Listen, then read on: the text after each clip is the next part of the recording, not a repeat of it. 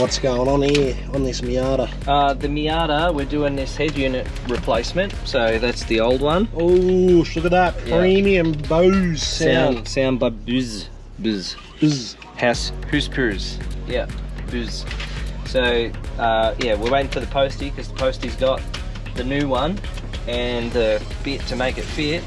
They just asked me, it's got this flash heads up display, see that? So they asked me to route the cable a bit nicer because it was hanging down a bit low. Here it comes. Oh, hang on, it's not plugged in, hang on. All right, here we go. Could have told me you were going to be there, could have got me ticket. Look at that. Whoosh. Nice. Look at that. Look at that flash stuff. I didn't know half the stuff. So that is currently why it was hanging down the bottom here. So I don't know why they need a heads-up display unit, because this car, as we both know, don't really make it to the speed limit, do they? Kids, mate. Kids. Yeah. Anyway, auto, paddle shift. Good times. Just a nice bit. So yeah, basically I thought I'd pull this apart, get ready for the deck to arrive, and then once it comes I can wire it in, ready to go. So we're just patiently waiting now. Go back and do some more work on the 79 series over there. I reckon. We love our Land Cruisers, don't we? We do love it, mate. Love it. Explain to the people what you're doing. Lots, mate. Oh. Basically, this charger used to live down in this box and just maintained this battery. This box and that battery are attached to the tray, but this canopy sits on this tray and is just licked in here or locked in here with these mounts. And what this guy likes to do is detach this canopy when he goes camping and leave that where his camp's set up, then take the truck and go fishing for the day, come back and obviously use, you know, the big 100-litre fridge, and the other one is the freezer. We've got food here, we've got beer there. Basically, the battery that's been mounted here, the big Invicta, is here to run everything in the canopy, but on the roof is a solar panel. And that solar panel was connected to the charger here. So we're making the canopy totally self-contained, and then when it's connected through some plugs that'll be here on the outside, when he gets back, puts his canopy on, or I'm going to make him up an extension lead so he can just park next to it and plug it in anyway. The canopy can still maintain that battery. So when the canopy's off, the battery's standalone. When the canopy's on, the battery's actually linked together, so he gets more runtime out of the fridges. So if you stop somewhere for a long period of time and it's not detached, you've got more power, or if you're going out for the day, you've still got that auxiliary power there in the back. So what we're doing here with this wiring is effectively just moving the charger in line up here with the second battery so that we can get everything working all together. That's it. Whoosh, lad. What are you doing? What are you doing? Oh, making a template before we make it out. What are we making it out of? Wood? Probably. That's probably all we got out there. Yeah, I'd say so. Wood, bit of carpet, you know, cardboard. Perfect for making templates. So I'm covering up all this. So we got a bit of wiring to finish off. Is this your wiring job here? No, that's what I cut off of it yesterday. I'm going to redo it properly. So you got to reach your hand around here. Something. I'm good at a reach around, mate. Don't worry. Oosh. Ooh. Oosh, you heard it here first. That's right. Don't tell them all the secrets. So obviously it doesn't go in straight forward, right? You've got to angle it around. And look at that. Oosh. There you go. Perfect. Got a few small gaps. We need to zoom in, right? You can see it just here. There's a small gap, right? So I might leave that gap. Well, you want a bit of gap with carpet. Yeah, a bit of gap with carpet. Because otherwise you don't fit. But I was thinking about making it tighter around the bolt, but I think... No, I reckon it looks pretty good. Pretty good, right? That clears the bolt there. Yep. And yeah, because there's a little channel here, a little step. Yeah. Because it doesn't need to get right up close to the edge, you can't see that. But, you know, it needs to fit good. Chanel. You heard it here first, folks. The Chanel. Allow for the Chanel. Right, so that's that, and we've got the little Miata. Yeah. That's all apart now, the Miata. How cute's this little jumper? Oosh, look at that. Dog, what are you doing over here, dog? I am painting a Mazda 3 front bar again for the second time. People who are out there using multiple layer colors, it's very, very crucial to get your base coat. Not necessarily your first layer right, but your base color right. So either the right color primer or the right color base, because you'd be surprised how much of a difference the color looks when it's not right. It's just make sure, check and check again. So I missed a crucial point when I was looking at the details of the paint. And as you can see here, this is now a grey base and a first layer of red. So when I first did this originally, I put it over a black base and the colour looks horrible. Yeah, so the black base was like black plastic, so you didn't have a base coat on top of that? No, so it was just basically a brand new bar that was scuffed and then plastic primed, which meant it still stayed transparent. Yeah. So the transparent base or the base colour was black. Right. So too dark. now I'm doing it again. Too dark. Darkness. All right, we have made the panel. What do you reckon, Zach? There's the panel, mate. We've got this wiring cleaned back up here, rejoined that back together. So we're going to reroute a bit here so we can tap into our very nice lithium here, Invicta lithium. Battery. Yeah, so I'm going to tee into that, put a fuse in it in line so that that's running that. We're going to tee that into there, we're going to hook up that, done. I am going to carpet this panel that I've just made, and I'll show you guys the product once it's done. Woo! Right, so we got our block of timber here, our block and tackle. We sprayed some glue on the front side and on the carpet. We've stuck it together, contact adhesive. We've laid a flat edge here and glued it. We've pulled in around the corner, and you notice the folds are on the top, which means that when you flip it over, you got no visible fold really there or on the face. It's all nice and tidy. This carpet is not our normal car builder's 4-way stretch. This is just some carpet we had laying around. So it's actually a lot harder to work with because it doesn't have any give in it. So we leave it loose coming into the corner. We're actually going to come back like this and ideally stretch it up and over like so, so that our fold again pull the leading edge over the top. Now again, I don't have a staple gun here today, but if I did, I would push this as flat as I could, and I'd actually drive a staple into it there, which is then meaning I've got a spot that's held flat on the top side, and I could then come through and slice these off. I'll show you how to do that in a second. So you work your way around, keeping everything flat, uniform. Again, our folds are up here on the back side, like that. We've got a little step here, so we make sure we allow for it. Same story into this corner. We've got a bit more to play with here, so we can actually pull it up and over tighter. Pull it on the inside. Keep our folds on that side. Another fold. You see it wrinkle in here, you might be able to see it on the camera. Pull it up and over.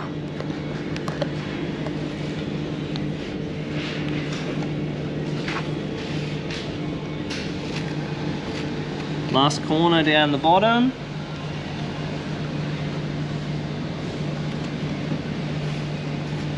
Always the toughest.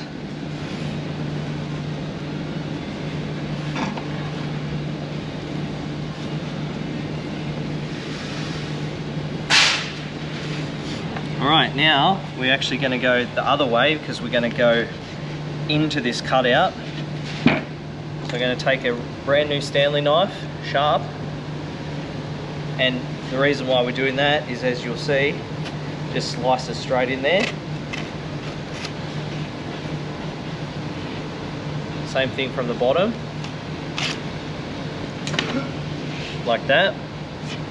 On the back side you can see I've actually left myself some room I probably would like to, if this was stretchier carpet, I would like to have left more, but I won't have the give in it to push this into the corners hard enough.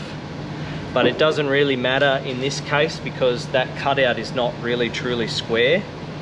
So if I leave that stretched into the corner as best as I can get it, you can see where the wood is still visible here.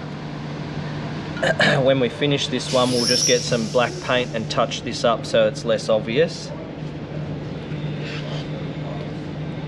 Stretch in there, stretch in there, stretch in there. 1, 2, 3, 4, 5, 6, 7, 8 folds. None on this side. Last corner, definitely the toughest one to get nice.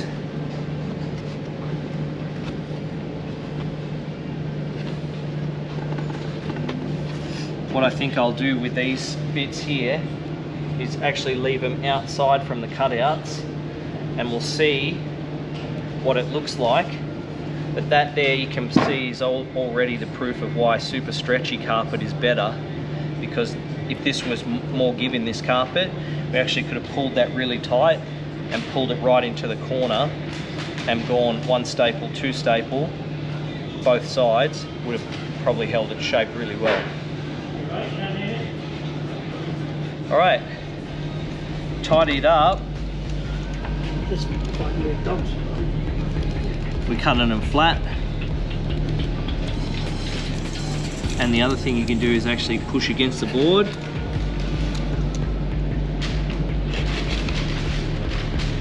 This is where the staple comes into it. Because if we had a staple, we put a staple there just to ensure that it's not going to come loose. I don't think it will in this case because we've doused that in a fair bit of glue anyway. As we cut it, you can also pull it tight.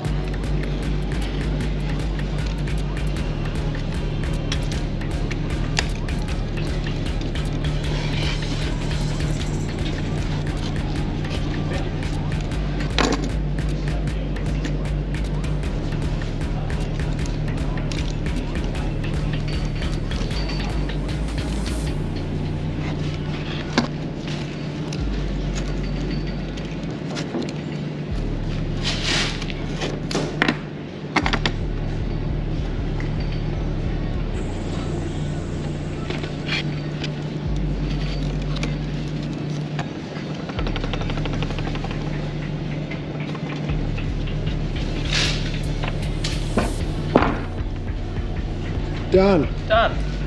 One board. Nice front side. We'll just get all that little bit of timber sawdust off there. Ready to go. Let's go have a look in the car.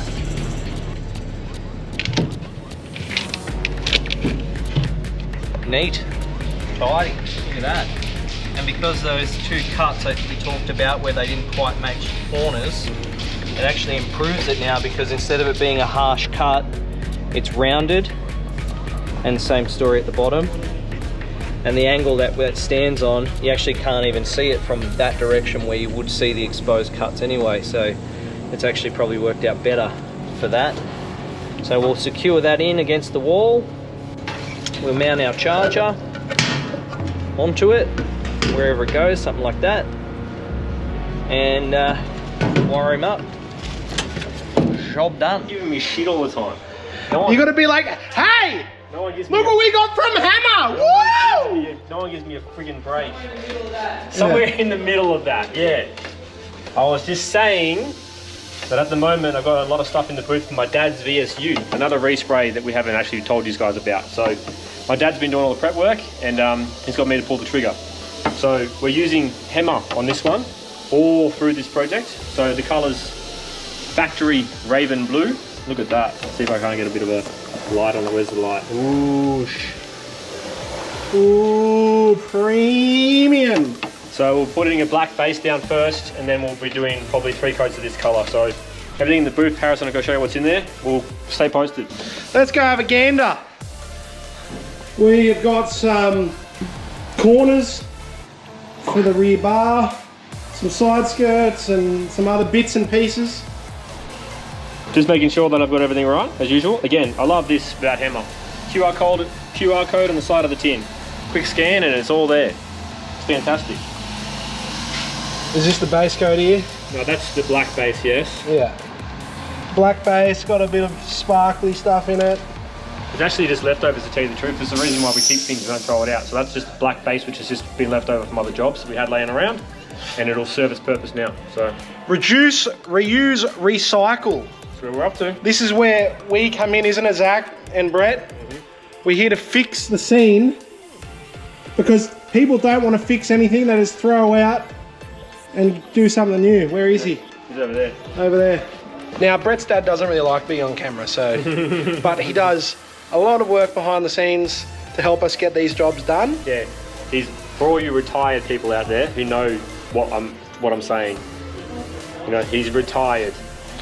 You can't keep him. He doesn't like it at home. He doesn't like being at home. He likes to be doing stuff. So, yeah, he does a lot of stuff for us behind the scenes, driving around cars and picking up things for us, which is great. Gets him out of the house. And even rubbing bars for us that we can't be fucked to rub. Yeah, basically doing all the shit bits. Just don't tell him that. Yeah.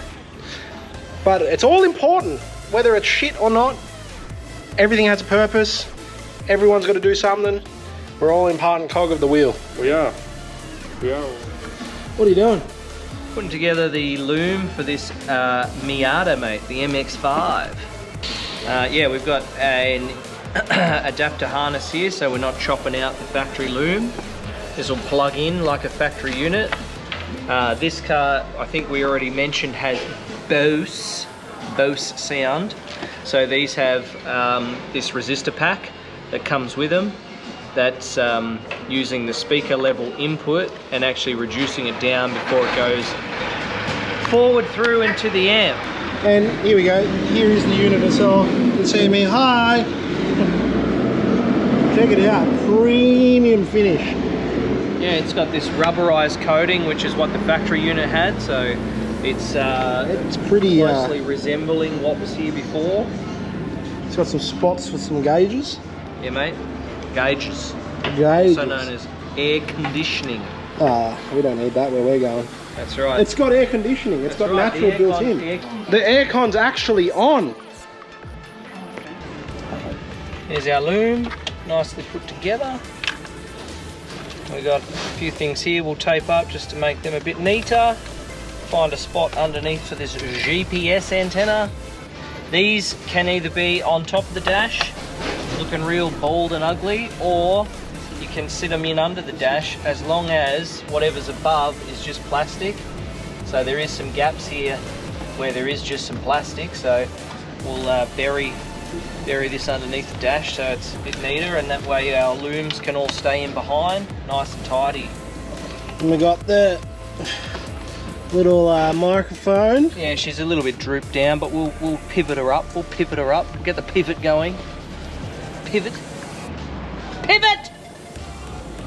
So we realised we missed a wire here because there is an amplifier trigger wire. I didn't notice it, but it was attached to one of the looms that came off the side of this wiring harness. So we just tapped that onto our antenna trigger Pioneer unit. It's all the one trigger. We soldered that on there. So she's all nice and tight. Not going to come back off now when it's going 100 k's or so down the road. And then this one here is licked. We'll just put the last couple of things back together. Test everything. Test the Bluetooth. Test the aircon. Needs to be plugged in. There it goes. Don't forget that little cable that dangles down the bottom as well. That's the one I just plugged in, brother. That's the one. Alright. Look at this. Look at this. It's like it's made for it. Ooh, it's tight. Oh, look at that. Look at that. Even like, so this is factory here, right? Look at that. It's perfect. Very good finish. I noticed it as soon as I pulled it out of the box. It's like got that factory rubberized kind of texture to it. So yeah, not bad these days. The kits, they're making life so much easier. Years ago, we would have had to make a piece of wood for this and then trim it in vinyl, and it would have looked aftermarket. I'm talking 15, 20 years ago. Now, off the shelf item, overnight, literally just turned up with the post in, we threw it together. Great. Whoosh.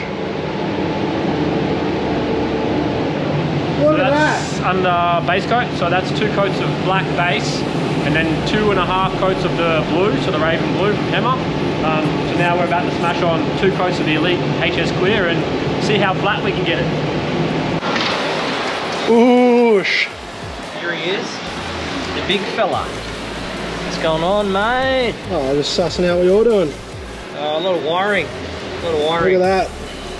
It's all hooked up there, so we're just doing Anderson plugs. I've got everything hooked up down that end for the second battery.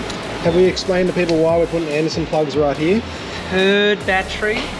Look, I think I have, but I'll tell you again, just for shits and gigs, right? So here, we will have a pair of Anderson plugs. One of them will be a grey one, which is a standard Anderson plug, much like this.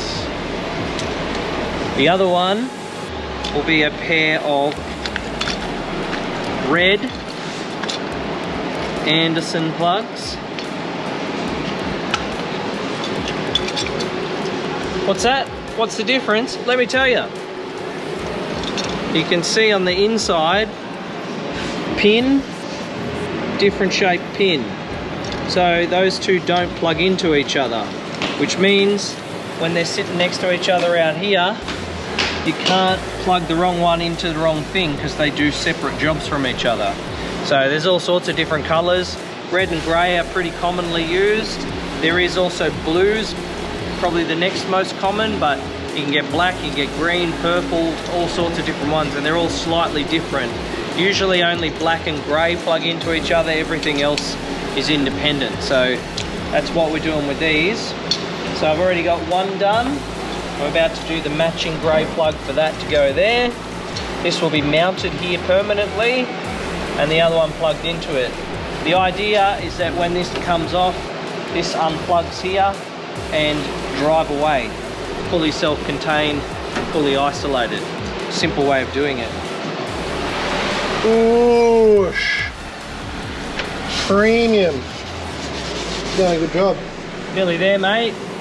Let's get some tube, tidy that up a little bit further. What's going on in here?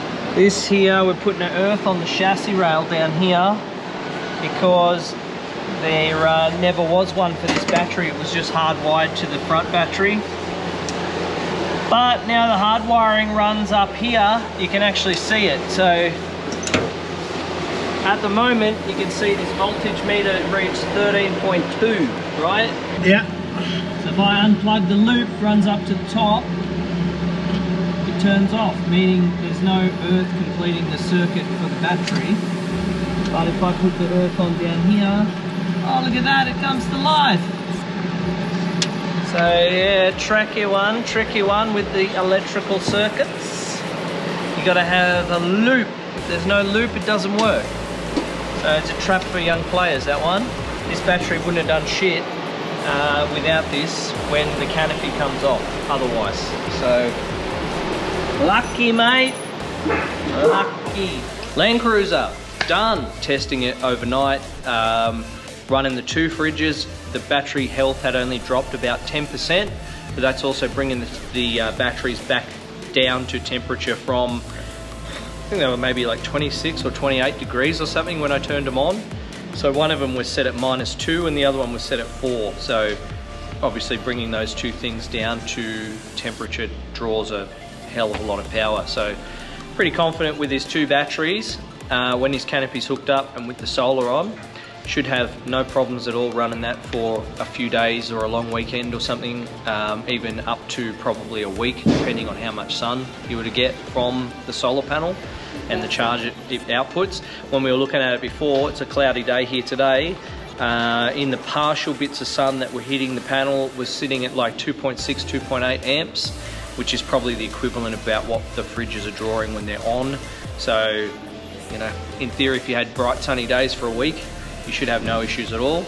And if it runs a bit low, then throw it on the car and run the engine on it for a period of time, should be all right as well. So that actually reminds me, because the last thing we need to do as part of the job is just make 2 extension leads.